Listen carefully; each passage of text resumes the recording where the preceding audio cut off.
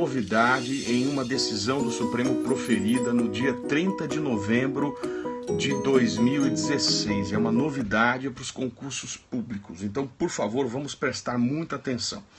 Eu gostaria, para introduzir o tema, falar rapidamente do controle das omissões normativas. Eu vou lembrar os meus amigos que estudam o controle de constitucionalidade que em 1988, portanto com a Constituição de 88, foram introduzidas duas novidades no tocante ao controle das omissões normativas, que são o mandado de injunção e a ADO. Essas foram as duas novidades introduzidas pelo Constituinte de 88. Repito, mandado de injunção e ação direta de inconstitucionalidade por omissão. Aliás, dentre os remédios que foram introduzidos em 88, é bom a gente lembrar, além do mandado de injunção, a gente lembra também o habeas data e o mandado de segurança coletivo. São remédios novos que surgiram em 88. MI, habeas data e MS coletivo. O que eu estou falando hoje é no tocante ao controle das omissões, que surgiram duas novidades aí trazidas pelo Constituinte de 88, que são, insisto, mandado de injunção e ADO.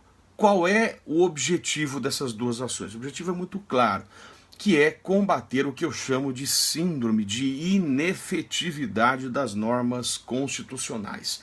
Síndrome de inefetividade das normas constitucionais. E para combater esta, aspas, doença, surgiram dois instrumentos ou remédios, o MI e a ADO. Esses foram os que surgiram em 88. E tem esses instrumentos o objetivo de controlar dois tipos de omissão, ou a omissão total ou a omissão parcial de um artigo da Constituição de eficácia limitada ou de um artigo que não tem eficácia e que depende de uma normatização. E por isso a omissão total ou omissão parcial. Dou exemplo de omissão total, artigo 37, inciso 7. Todo servidor público tem direito de greve. Até hoje, infelizmente, nós não temos a legislação que regulamenta o direito de greve. A omissão é total. Aliás, me permitam dizer, trata-se aí de uma omissão, como disse o ministro Gilmar, negligente e desidiosa, porque já se vão quase 30 anos e o Constituinte e o legislador não atende o comando do Constituinte. Isso está um direito fundamental no 37, inciso 7, e por isso que tivemos aí como consequências julgamentos e aprimoramento do mandado de injunção julgando esse tema. E o exemplo de omissão parcial é quando existe uma regulamentação, mas esta regulamentação ela é apenas parcial. O exemplo dado é o artigo 7 no inciso 4, vou pegar a nossa Constituição aqui, que trata do salário mínimo. Salário mínimo, aliás, toda vez que eu estou desanimado, eu leio o 7º inciso 4, porque ele me dá muita expectativa e esperança. Vamos ler juntos o que diz o artigo 7º inciso 4, diz que o salário mínimo tem que ser capaz de atender o valor tem que ser capaz de atender para o trabalhador e para a família dele, né, as necessidades vitais básicas com a moradia, alimentação, educação, saúde, lazer, vestuário, higiene, transporte e previdência. Realmente. Portanto, o valor que se fixou na lei que regulamentou o salário mínimo é um valor que não coincide ou não corresponde a tudo isso que o Constituinte originário estabeleceu. Então eu teria duas formas de analisar isso. Teria que dizer que a legislação é inconstitucional, porque não fixa o valor adequado. Ou se criou uma técnica de julgamento para não nulificar a legislação e permitir a regulamentação, mesmo que parcial, do mandado de injunção, no sentido de que esta omissão ela é parcial, uma regulamentação parcial, e por isso esse seria um exemplo, o 7º inciso 4, um exemplo de omissão parcial. Muito bem, vamos então avançar. Qual é o efeito da decisão? Segura a mensagem, depois eu vou abrir, depois nós vamos comentar e vamos conversar. Para combater a síndrome de inefetividade, surgiram duas ações, MI e ADO. Quais são os efeitos da decisão que julga procedente o mandado de injunção e a ADO?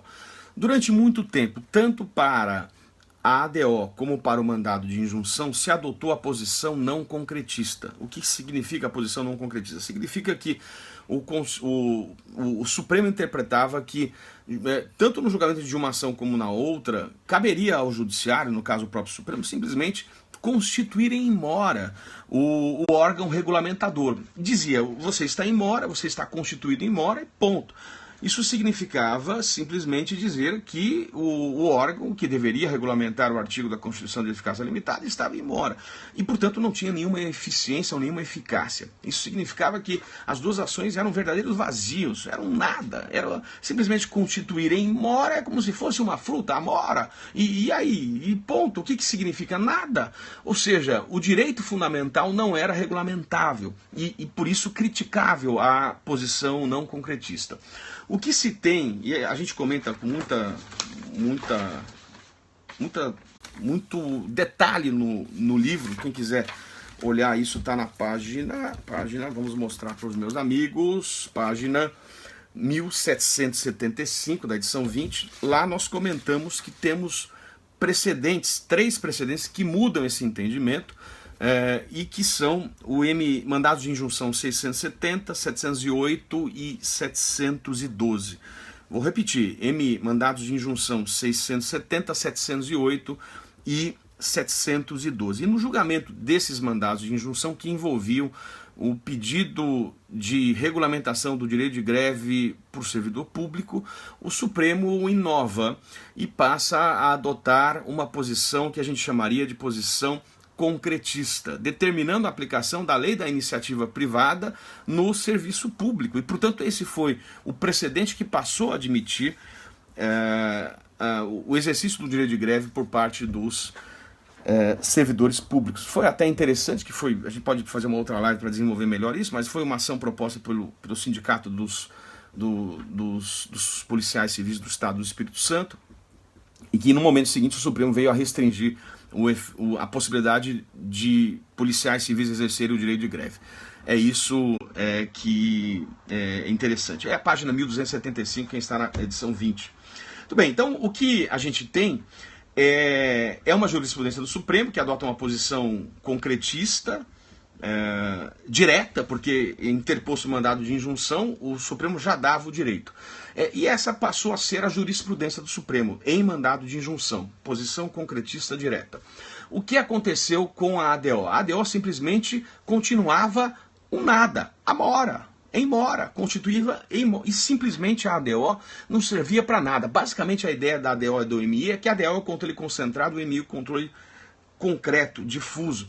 A ADO teria um papel importante de efeito erga omnes e o mandado de injunção se restringiria a situações concretas. Essa seria uma ideia inicial das duas ações. E a ADO não tinha papel nenhum, simplesmente constituiria em mora o órgão. Em se tratando de poder, era constituir em mora. Aliás, vale a pena a gente ler, eu vou pôr na nossa tela aqui, porque aqui é aula para os meus amigos, aqui não é nada improvisado, aqui é organizado, porque eu tenho respeito a essas mais de 300 pessoas que estão por aí. Vão para a tela, produção, vem comigo, produção, vou para a tela, vou virar, então vou só virar, se você vira, quem está no celular, faz assim com o celular, ó, vira o celular para ver melhor. Vamos embora? Vamos embora, vira. Olha lá, tá vendo aqui? Ó, esse aqui são os slides que às vezes eu uso em cursos, em aula, tá vendo? Olha lá. Olha o que diz o 103 da Constituição, parágrafo 2º. Declarada a inconstitucionalidade por omissão de medida para tornar efetiva a norma constitucional, será dada ciência ao poder competente para a adoção das providências necessárias e, em se tratando de órgão administrativo, para fazê-lo em 30 dias. Então, simplesmente é isso que a gente tem aqui, né? Em se tratando de poder, veja que o próprio Constituinte originário, no artigo 103, diz que, olha lá, será dada ciência em se tratando de poder, e em se tratando de órgão administrativo, para fazê-lo em 30 dias. Então, esta literalidade do 103 é que levava a esse nada em relação à ADO. Volta comigo. A galera tá voltando, vem comigo, produção. Produção aqui sou eu e vocês, vambora. Então, gente, esta foi a jurisprudência da ADO. Mas no livro, quem for ler no livro, onde está isso aqui no livro? Está na página, eu falo da ADO, dos efeitos da ADO, na página, eu falo bastante até nessa parte, 449 até 454. Então, quase 5, 6 páginas discutindo os efeitos da ADO. E eu deixo a minha crítica porque digo que não tem sentido simplesmente constituir em mora, e eu vinha sustentando a ideia de que os efeitos da ADO deveriam ser um provimento mandamental, que mesmo que se tratasse de poder, isso não feriria a separação de poderes, e que o judiciário teria que ter algum efeito distinto para a ADO, porque simplesmente constituir em mora não servia para nada. Bom, o que aconteceu? O mandado de injunção foi regulamentado. Foi regulamentado pela Lei 13.300 de 2016. E esta Lei 13.300 de 2016, portanto muito recente, ela, no seu artigo 8º, adotou como regra a posição concretista intermediária para o mandado de injunção. O que é posição concretista intermediária para o mandado de injunção? Mandado de injunção, a Lei 13.300, artigo 8º. Posição concretista intermediária. É o seguinte, o judiciário reconhece a mora, concede um prazo para o órgão omisso normatizar, e se fim do prazo não tiver normatizado, o judiciário concretiza. Por isso que ela é concretista intermediária, ela não é direta, ela dá um prazo, se fim do prazo não houver regulamentação por parte, seja do poder ou do órgão, aí o judiciário concretiza. Então esta é a lei do mandado de injunção. Professor, a lei do mandado de injunção retrocedeu a jurisprudência? Sim, olha que interessante. A lei do mandado de injunção foi mais conservadora do que a jurisprudência que vigorava em 2016, quando ela surgiu. O que eu acho que, muito embora retrógrada em relação à jurisprudência que já dava de cara, eu acho que a lei foi melhor, porque ela dá uma oportunidade para o órgão omisso legislar, e não o judiciário sair legislando direto. Então me parece melhor a lei, artigo 8º, concretista intermediária.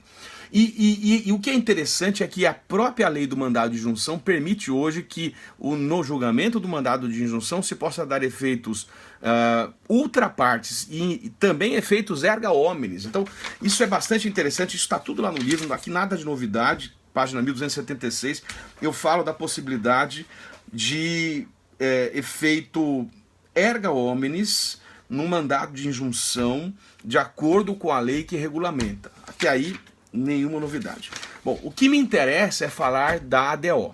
Da ADO, o Supremo continuava com essa jurisprudência, eu diria, retrógrada, ineficiente, que simplesmente, em se tratando de poder, comunicava a mora. E o que aconteceu, né, aí no julgamento desta ADO 25? No julgamento da ADO 25, eu certamente tenho um exemplo, e aqui eu quero que os meus amigos fiquem atentos, porque é julgamento de plenário, houve votação não unânime em relação a essa situação de definir uma nova perspectiva. O ministro Marco Aurélio foi vencido, e a novidade desta ADO 25 é que o Supremo concedeu um prazo de 12 meses para que o parlamento legisle. E se o parlamento não legislar no prazo de 12 meses, o Supremo já definiu o procedimento de se concretizar o direito. Olha que interessante, nós temos aqui pela primeira vez, em termos de julgamento plenário, a primeira votação é esta live, é esta novidade que eu estou colocando no livro, porque é do dia 30 de novembro, isso é o novo que eu estou escrevendo, tá aqui escrito, né? Tá aqui no livro, e esta vai ser a novidade que está entrando. O judiciário está na ADO fixando posição concretista intermediária. Meus amigos, cuidado na prova, isso é novidade, 30 de novembro. O que aconteceu? Vou contar a história. A DO 25 não tem acórdão ainda, não consegui ler o acórdão, por isso que eu não tenho mais detalhes. Eu quero ler o acórdão quando sair, porque não foi publicado. Mas vou contar a história. O tema entra um pouco em direito tributário, entra um pouco em ICMS. Eu não sou especialista em ICMS, mas procurei tentar entender um pouco a história do ICMS. É o seguinte, gente, é o seguinte, vou contar para vocês a história. A reforma tributária, que é a emenda 42 de 2003, ela procurou incentivar a economia e criou um mecanismo de desoneração do ICMS. Veja bem, a emenda 42 de 2003 criou um mecanismo de desoneração do ICMS e definiu situação de imunidade tributária para exportação de bens. É o que fez a emenda 42, desoneração que já estava prevista na chamada Lei Candir, que é a Lei 87 de 96, isso foi introduzido na Constituição e ampliado. Portanto, criou uma forma de imunidade. Imunidade não é isenção, é imunidade tributária porque é prevista na Constituição. E esta desoneração do ICMS certamente levou a um problema de caixa para os estados, porque o estado ele recebia o ICMS dessas mercadorias exportadas e isso levou a um problema de diminuição de receita tributária para o estado. E o que a reforma tributária fez? A reforma tributária definiu que deveria haver uma forma de compensação tributária, porque se ela estava dando uma imunidade, portanto o Estado iria deixar de receber o dinheiro, disse a emenda, eu vou te dar de volta essa parcela que eu estou tirando para beneficiar a empresa de outra maneira. E esta outra maneira está no artigo 91 do ADCT, que diz o seguinte, a União, artigo 91 do ADCT, entregará aos estados e ao DF um montante definido em lei complementar de acordo com critérios, prazos e condições definidos na lei complementar, podendo considerar as exportações para o exterior de produtos primários e semi-elaborados, a relação entre as exportações e as importações, os créditos decorrentes de aquisição destinadas ao ativo permanente e a efetiva manutenção e o aproveitamento de crédito do imposto a que se refere o 155, parágrafo 2º, 10, a linha A. Eu estou lendo o artigo 91 do ADCT, leiam lá para vocês entenderem a imunidade tributária que remete para o 155, parágrafo 2º, 10A, a desoneração do ICMS para as empresas. Isso gerou como consequência a diminuição de receita dos estados e a maneira de compensar. No fundo, Estado, eu estou tirando dinheiro de você, mas eu vou te dar de volta. Como? Por lei complementar. E, portanto, mas a Lei Candir já diz, a Lei Complementar 87 de 96 já prevê. A Lei Complementar 87 de 96 prevê uma maneira de compensar esses prejuízos tributários, mas é muito tímido o que a lei prevê. Então, portanto, isso depende de uma regulamentação por lei complementar. A emenda 42 de 2003 é de 2003, portanto, faz 13 anos que o Congresso não legisla. Vou repetir, amiguinho e amiguinha que me escuta. Faz 13 anos que o Congresso Nacional não legisla. E não é uma lei federal, é uma lei de caráter nacional. É essa lei complementar que vai regulamentar a maneira de compensação tributária por conta dessa desoneração que a emenda própria criou. E não tem lei até hoje. Se não tem lei, os estados moveram essa ação para resolver o problema, porque eles estão tendo prejuízo financeiro. E foi aqui que o Supremo inovou. O Supremo falou o seguinte, não tem lei? Então é o seguinte, eu vou dar 12 meses para fazer a lei. Congresso, você tem 12 meses para fazer a lei. E se não fizer a lei? Se não fizer a lei, eu vou definir os critérios aqui, foram definidos na ação, e quem vai fixar quanto cada estado vai levar e a maneira que vai levar é o Tribunal de Contas da União. Olha que loucura. Então o Supremo criou parâmetros para, na situação do parlamento não legislar, e mandou o TCU definir parâmetros com base aí uma certa analogia, até coloco aqui no livro, né? Haveria uma certa crítica. O TCU, não é que o TCU vai normatizar. O Supremo já definiu critérios, mas o TCU vai definir a atuação. E aí, quem quiser dar uma olhada, artigo 161, parágrafo único da Constituição Federal trata o motivo de terem escolhido o TCU. Aqui houve muita divergência, tem 3 ministros contra o TCU, mas de toda forma parece que esse 161, parágrafo único da Constituição, traz elementos para que o TCU possa definir. O critério não vai ser definido pelo TCU, o próprio Supremo definiu o critério, o TCU entra como um órgão técnico para definir os repasses aqui. Então, é um tema para vocês aprofundarem em tributário, esse aspecto, o ponto específico da imunidade do ICMS, da Lei Candir, da emenda 42, do artigo 91, isso tudo é para aprofundar em tributário.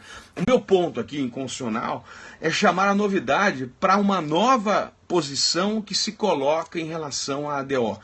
Eu coloco aqui no livro, essa é a novidade que eu tô atualizando no livro, eu coloco aqui uma frase cadê a frase? É tanto papel aqui, meu amigo. Cadê a frase? A frase da ministra Carmen Lúcia. Cadê ela? Carmen Lúcia. Deixa eu abrir aqui. O Word é onde eu estou escrevendo. Ih, eu paguei tudo aqui. Mas... Peraí, deixa eu achar o papel. Oh, meu Deus do céu, tanto papel aqui. Mas a frase da ministra Carmen Lúcia... Cadê? Deixa eu ver isso aqui. Não está aqui. Deixa eu abrir aqui para vocês. A Carmen Lúcia falou o seguinte, aspas, a fixação de um prazo para que o parlamento supra a omissão é um passo adiante na natureza recomendatória que se tinha no julgamento das ADOs. Olha que beleza, vou repetir. Olha que interessante, Carmen Lúcia, essa decisão emblemática, ADO 25, é para mudar, para derrubar a galera na prova, não é para derrubar meus seguidores aqui, mas meus mais de 100 mil seguidores aqui, porque vocês estão acompanhando. E disse a ministra Carmen Lúcia, a fixação de um prazo para que o parlamento supra a omissão é um passo adiante na natureza recomendatória que se tinha no julgamento das ADOs. Sensacional. Eu venho criticando há anos no livro que a ADO, tá até aqui, ó, vocês estão achando que eu estou brincando? Eu vou ler para vocês o que eu digo na ADO. Quando eu falo isso tudo, né, olha o que eu digo aqui, ó, vou ler para vocês aqui na página 454. Eu digo assim, ó, novamente como sugestão, parece razoável que a técnica que vem sendo utilizada no mandado de injunção também possa ser aqui aplicada, especialmente em casos como esse de inércia desrespeitosa. Assim, plausível o pedido da OAB,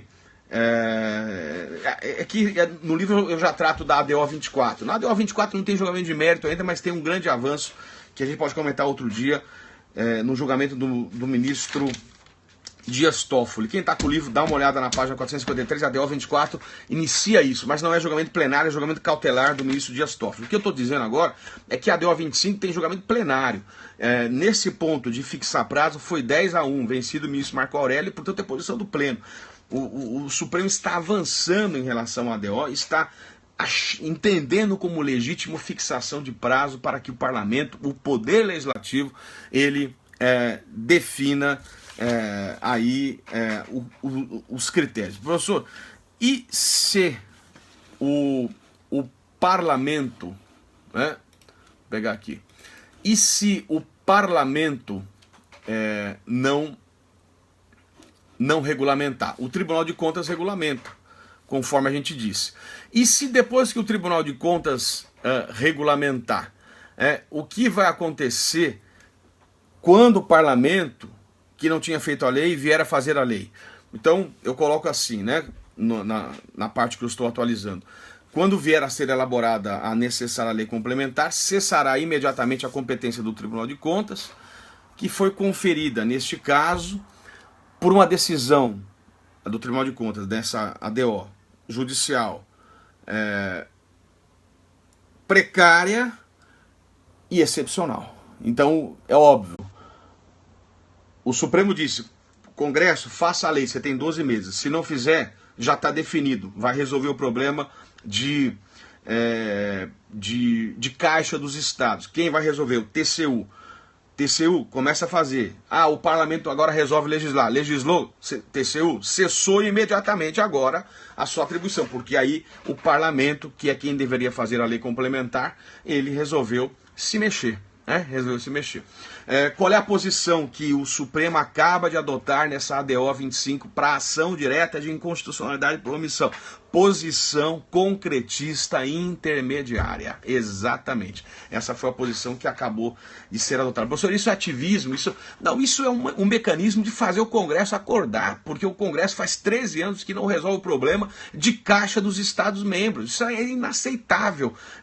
Criou a isenção, ficou bonitinho, mas gerou um problema de caixa. Portanto, não fere a separação de poderes.